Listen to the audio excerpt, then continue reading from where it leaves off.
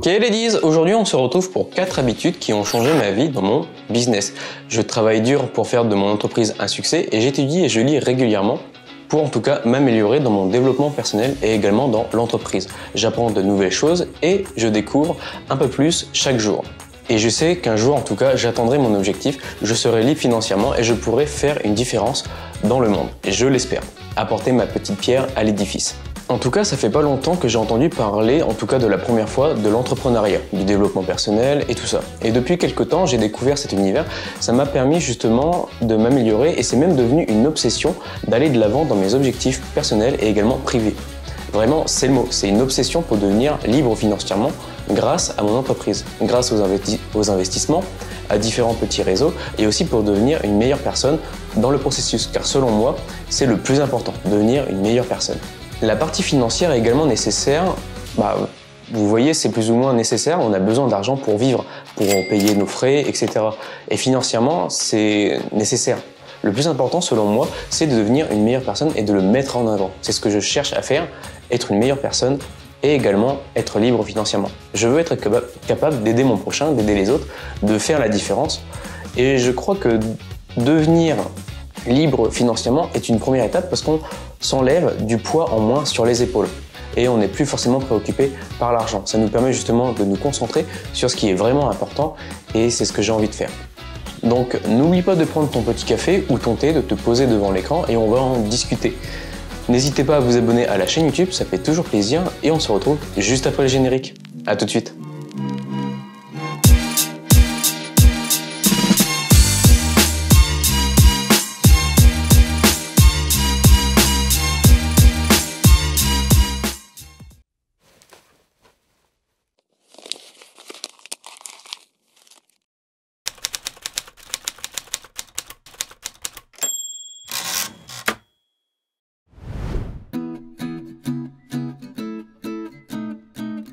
Travaillez plus intelligemment, pas plus dur dans votre business. Lorsque vous disposez des bons outils pour votre entreprise, vous pouvez vous concentrer sur le développement de votre activité au lieu de passer du temps sur des tâches subalternes.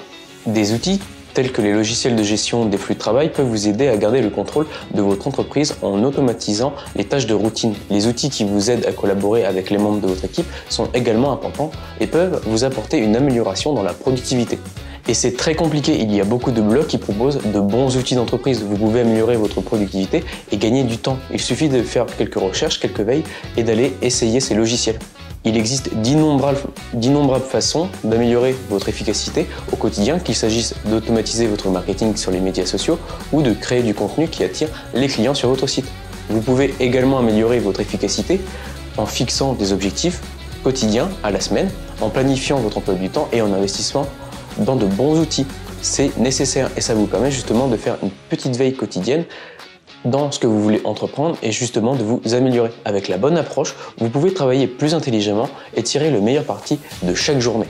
Même si parfois c'est compliqué et on a quand même certains aléas. Nous savons tous qu'il est important de travailler dur, mais beaucoup de gens oublient l'importance de travailler intelligemment. Si vous voulez tuer votre vie, vous tuer la tâche, ça c'est votre problème. Si vous voulez obtenir des résultats dans votre entreprise et devenir plus productif, vous devez vous assurer que vous travaillez aussi bien intelligemment que durement. L'un ne va pas sans l'autre. Pour travailler plus intelligemment, vous devez mettre en place des systèmes et des processus qui vous permettent de déléguer la grande partie que vous n'aimez pas faire à quelqu'un d'autre. Ça vous permet justement de réduire votre charge de travail.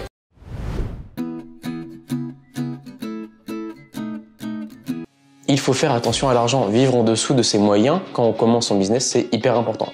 Je ne vais pas vous faire une leçon de morale, mais une cure de rappel, ça peut être intéressant. Économiser de l'argent en vivant en dessous de vos moyens, en investissant dans votre éducation ou en diversifiant ses investissements peuvent permettre justement de réduire les coûts, les risques. Investir correctement son argent est la clé de la réussite financière. Peu importe combien vous gagnez, si vous n'avez pas assez d'argent pour votre retraite, il existe de nombreuses façons d'investir.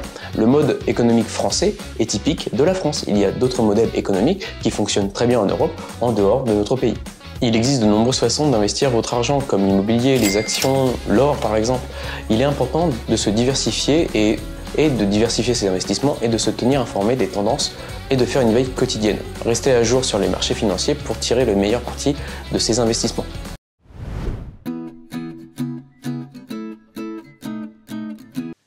Investir son temps. Le temps est la ressource la plus précieuse que nous possédons. Et moi, de mon côté, j'avais peur justement de tuer ce temps. Travaillant trop, des fois, j'oubliais même justement de faire des moments en famille et pourtant, c'est hyper important. Vous n'avez qu'une seule chance, alors veillez à utiliser votre temps à bon escient. Cela peut sembler être du bon sens, mais c'est important. Combien de personnes vont se tuer à la tâche sans pour autant déléguer parce qu'elles ont peur justement que le boulot soit mal fait. Il est facile de tomber dans le piège qui consiste à remettre à plus tard des tâches importantes pour quelque chose qui semble urgent, mais qui n'est pas finalement aussi important. La meilleure chose à faire pour vous assurer que vous investissez votre temps à bon escient est de créer une liste de tâches à accomplir. Des petites tâches régulières chaque jour, au fur et à mesure, vous allez y arriver. Cela vous aidera à vous assurer que chaque tâche que vous effectuez a une valeur, une plus-value sur votre avancée. Vous pouvez également essayer de prévoir du temps pour vos tâches les plus importantes. Si vous savez qu'il y a des choses que vous devez faire, vous serez moins enclin à le remettre à plus tard. Par exemple, il y a un bon dosage, à savoir si vous consacrez plus de 5 à 10% de votre temps à quelque chose qui ne vous aide pas à atteindre vos objectifs, vous devez réévaluer vos priorités. Si ça vous prend beaucoup plus de temps, essayez justement de l'optimiser.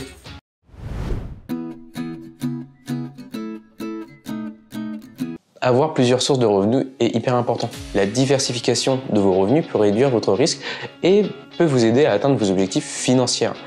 Il existe de nombreuses façons de générer des revenus supplémentaires, comme l'ouverture d'une activité secondaire, l'augmentation de taux horaires au travail par exemple, ou la vente d'articles non désirés. Vous pouvez créer un blog, créer une boutique en ligne, faire votre business et avancer au fur et à mesure. Trouver plus d'une source de revenus peut vous aider à protéger les fluctuations du marché et les dépenses imprévues. Surtout en ce moment, on va dire que le marché international est un peu en déclin. Il peut s'agir d'un emploi traditionnel, d'un travail en freelance ou de la vente de produits en ligne. Il est important de combiner ces sources pour se protéger contre la disparition de l'une d'entre elles. Si par exemple vous avez un business qui s'essouffle, vous pouvez dans tous les cas vous positionner et vous sécuriser sur d'autres. Même voyager pour réduire les coûts par exemple, vous pouvez aller à Bali pour vivre correctement, prendre des vacances et vous ressourcer dans vos objectifs. Pour moins de 600 €, vous pouvez vivre correctement et également manger. Il faut vivre, il ne faut pas survivre et il faut prendre soin de son corps et de soi-même. Vous pouvez également économiser de l'argent en réservant vos vols à l'avance, en logeant dans des auberges de jeunesse ou en recherchant des hôtels à prix réduit. En mangeant moins souvent au restaurant ou en cuisinant vous-même, vous économisez de l'argent tout en achetant des produits d'épicerie locaux. Le local c'est cher, mais d'aller au restaurant c'est encore plus cher. Vous pouvez économiser de l'argent sur les loisirs en assistant à des événements gratuits dans votre ville ou en visitant des musées au lieu d'aller au cinéma. Ça change un peu du quotidien.